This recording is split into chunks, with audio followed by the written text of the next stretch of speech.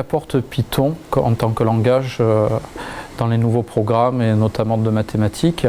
D'abord beaucoup de souplesse de programmation, c'est un langage qui est très souple, puissant et qui est très proche finalement de langage naturel que vont utiliser dans un premier temps les élèves avec leurs enseignants. Maintenant, il a été implanté dans des calculatrices pour faire suite à des langages qui étaient un peu plus anciens, qui étaient du TI basique ou du basique tout simplement.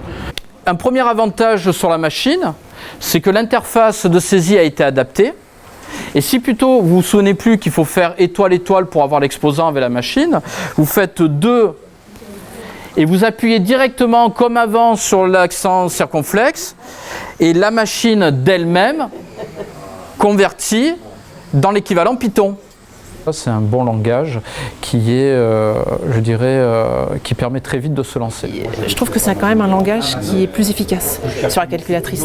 Ça leur permet d'aller plus vite et on se rapproche plus du langage naturel. C'est-à-dire que quand vous saisissez une variable, je trouve important que la variable elle a un sens. Donc c'est vrai que là, le format de ces journées d'été est très intéressant pour tous, aussi bien formateurs qu'enseignants, on va dire stagiaires.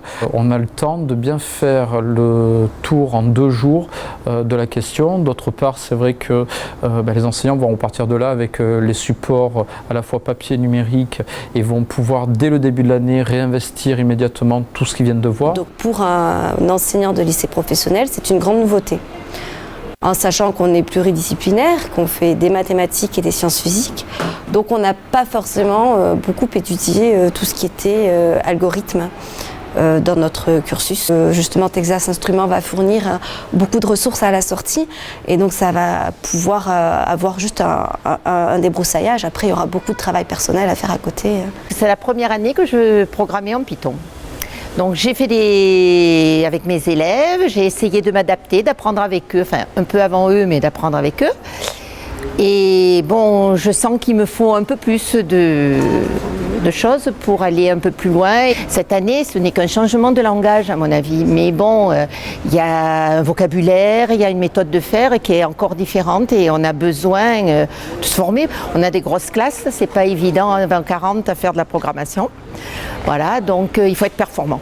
Sur 2 jours, l'idée étant de s'assurer que tout le monde a les bases sur Python. Et justement, donc, étant donné qu'on avait 2 journées de formation, l'avantage, c'est de pouvoir se permettre de varier les formats et par exemple d'être par moment en frontal pour s'assurer que les bases sont acquises et puis se pencher davantage sur les usages dans sa discipline, que ce soit en maths ou en maths sciences, pour l'ensemble des enseignants, y compris les plus aguerris. Et qui puissent nous solliciter tous les 3, puisqu'on est quand même 3 animateurs présents pour poser leurs questions ou à des sujets que l'on n'a pas forcément le temps d'aborder dans des formations avec un temps plus réduit. À la différence d'une formation où on est obligé d'aller parce qu'on est convoqué par l'inspecteur ou parce qu'on s'est inscrit, et là déjà on prend conscience que si on ne le fait pas maintenant, on le fera tout au long de l'année. Puis là on travaille en émulation avec des gens qui connaissent plus ou moins bien, donc je trouve que c'est plus intéressant. Honnêtement, 2 jours de moins à la plage, parce qu'on rentre vendredi, ça ne change pas grand chose pour moi.